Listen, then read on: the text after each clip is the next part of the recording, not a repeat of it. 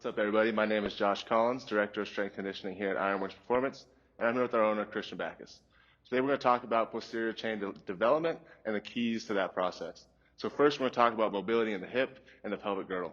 We're going to start with foam rolling the hip flexion and the quads. So we're going to have Christian hop down on the foam roller. Sure, most of you guys have this at home. If you don't, you can use a softball or a lacrosse ball. We're going to start at the top of the quad and go down all the way towards the knee.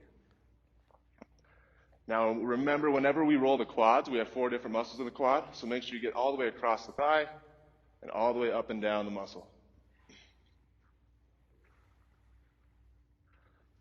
Now once we go up and down a few times, get blood flow, we're going to start picking spots along the leg and bending the knee. What we're doing here is pinning down the muscle and then articulating or moving one joint on the other end to get some more active mobility going.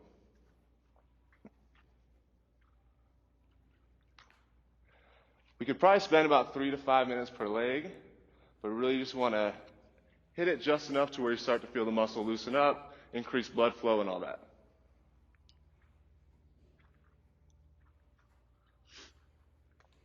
Now after we hit both legs, we're going to go over to something we call the couch stretch. This is a popular stretch, so you can do this, of course, at home on your couch, or if you're in the gym on a bench or a box. We're going to put the back foot up on the box, and to make this a little bit more active, we're going to squeeze that back glute, pushing the hips forward and elongating that quadricep hip flexor muscle. Now we can do this 2 ways. We can either hold that deep stretch for a while, focus on letting the muscle release, or like what Christian's doing now, we can squeeze in and out of the stretch, getting a little bit more active fluid range of motion. Again, after we do both legs, now we're going to go back to the ground, and we're going to go 90-90. So this is going to be a little bit more active hip mobility exercise. We use this with all of our athletes to work on internal and external rotation. First, we're just going to sit on one side, flipping back and forth and getting deep into that stretch. Now when you switch, try to keep your hands off the ground, engage your core muscles, and actively use those hip muscles to flip those knees over.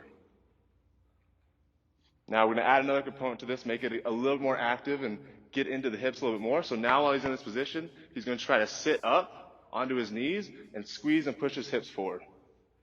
What we're doing here is opening up the hips and actually using that range of motion we want to use and promote.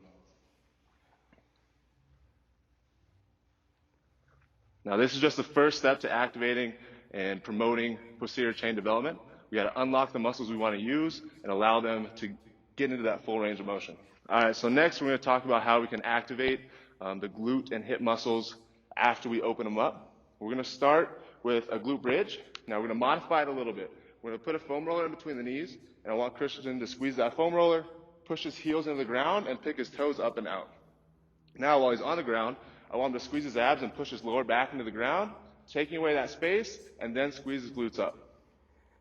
What this does is going to allow us to activate and target the correct muscles we want to use, the glute muscles in the back of the hip, and all those small stabilizers around the hip joint. You can do 5 to 10 reps of this, holding it at the top, making sure the core stays tight and the glutes are fully engaged. Now after a few reps here, we're going to toss the roller to the side. We're going to stay in this position, but we're going to grab one knee and pull it up to our chest in a big knee hug. And we want to squeeze this leg as tight as possible, locking down the opposite hip flexor. Now like Christian is doing, we're going to drive through that heel again and squeeze that glute up, pushing the hips up to the sky and trying to stretch out that hip flexor while engaging that glute. You might find that you might not even be able to come off the ground with this one. That's okay. Just try to do it perfect, engaging the glute and letting it stretch out as much as possible. This will get easier as you go. Now this is the second step in developing the posterior chain. We mobilize and now we activate it, and now we're going to go strengthen them in the weight room.